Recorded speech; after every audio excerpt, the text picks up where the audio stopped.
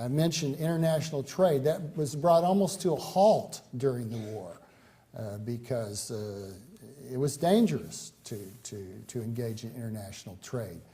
The way you see that is by going back and looking at the insurance rates. They shot up to many times what they had been before 1914. There were lots of merchant ships being sunk by the warring powers, and that's how people carried goods and services around international trade for the most part in those days. So trade was disrupted and reduced to a much lower level, and that in itself meant that the world was going to live at a lower level than it had before. But these governments didn't stop there. They conscripted millions of men to serve in the armed forces and took them away from productive employments and put them to work killing and destroying property. That wasn't good for the level of living either, not to mention the human spirit. And eventually they all engaged in what came to be called in those days war socialism, which is to say the governments either nationalized economic activities outright and put government officials in charge of managing them, or they imposed such severe regulations on private firms that they were in effect unable to do much other than what the government wanted them to do.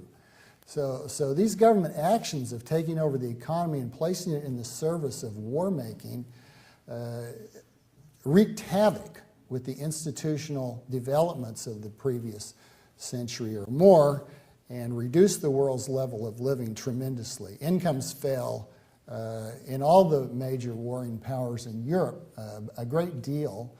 And even in the United States, if we look at what happened to civilian goods and services, we find that it was definitely a case where guns were being obtained at the sacrifice of butter. People were living worse. You may have seen textbooks that dispute that, but they're wrong. And if you're interested in the evidence, I can give it to you. So war as usual was economically devastating, and in this case it was worse than that because it wrecked this wonderful institutional arrangement or set of arrangements that had so greatly facilitated progress. One of the things it wrecked was the international gold standard that had operated most successfully in the late 19th and early 20th century. This was the way that nations employed gold as a medium of exchange for making international transactions. You could go anywhere in the world, and if you had some gold money in your pocket, you were okay. You could do your business wherever you went because your gold money would trade at basically ounce for ounce against the gold money of other countries, at least those in the major trading world. So we had an international, reliable medium of exchange. The governments all abandoned the gold standard except for the United States, which abandoned it only for international transactions. It kept it domestically. But all the other major economic powers abandoned it so that the governments could issue a lot of paper money and use that paper money to pay for soldiers and munitions. So the gold standard was abandoned, and in the 1920s the world went through all kinds of troubles and gyrations in an attempt to put it back together. As it turns out, even though they made various attempts, what they recreated was never like the old gold standard. It was a different kind of arrangement that was much less tightly tied to gold and which did not constrain governments in the way that the old gold standard had constrained them from issuing paper money. So this was an important upshot or consequence of World War I was destruction of the genuine gold standard and the creation of a lot of uncertainty about the international medium of exchange that would be used for trade and international finance. As part of the attempt to recreate the old gold standard, the Federal Reserve System in the United States which you may remember was only created in December 1913 and didn't get going really until late 1914, which is to say just in time for World War I, had been used during the war by the government to help the government finance its war expenditures. And so the Fed was immediately perverted from what was supposed to be its task, which was smoothing out the business cycle and getting rid of severe financial panics, and placed at the service of the federal government to help it finance its war.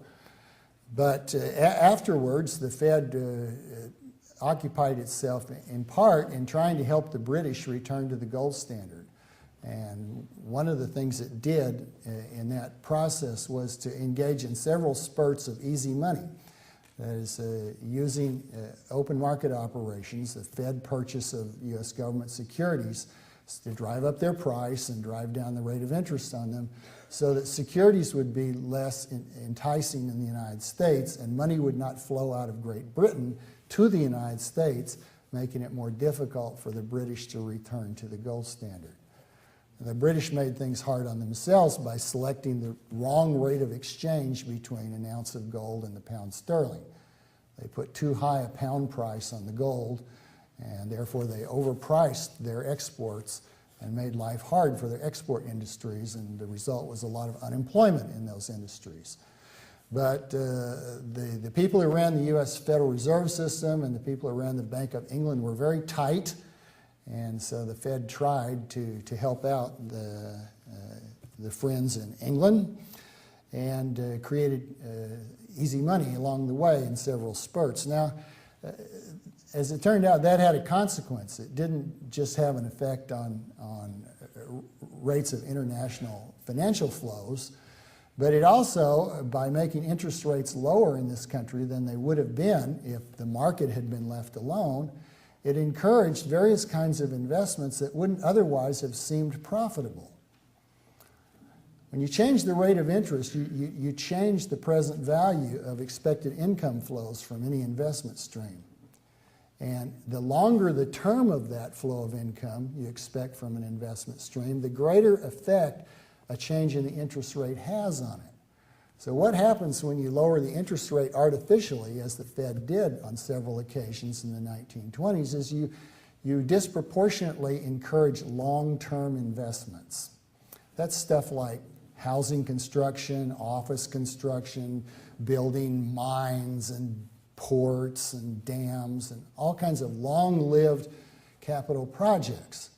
Those things seem like better deals when the rate of interest is low than when the rate of interest is a little higher. So the Fed was having the effect by lowering interest rates in the 20s of bringing about what Austrian economists call malinvestment, the wrong kind of investment. Don't confuse that with too much investment. That's another matter. It may have done that too, but that's not my point here. The point is that it encouraged distortions in what the Americans were investing in and building up. Now, if it ever turns out that the Fed reverses itself and allows interest rates to rise from an artificially suppressed level, then what will happen is some of these bad investments will be seen to be bad. People will suddenly realize, hey, now when we think about these income streams in terms of a higher rate of interest, these look like money-losing investments. And they'll want to abandon some of them. And they will abandon some of them. And when they do, that means a certain volume of resources may be no longer demanded there and unemployed for a time while it finds a new outlet for its employment. So that monkeying with the interest rate, which is what modern monetary authorities do by design, is a recipe for bringing about misallocation of resources. Okay? It encourages people, when interest rates are artificially suppressed, to invest in projects that aren't really profitable, but are only made to appear profitable by the suppression of the interest rate. Well, later on, the Fed did change its mind, and that had important consequences because the Fed noticed that a lot of the new money that got created in this easy money episode was flowing into the stock market, driving up stock prices in what seemed to be irrational or unsustainable way, especially in 1927, 28. And so the Fed officials decided they need to act to reverse this reduction of interest rates they'd previously brought about, and they did. At which point we began to see the opposite. We began to see now with higher interest rates, a lot of malinvestments revealed as malinvestments, people starting to go bankrupt, and so forth.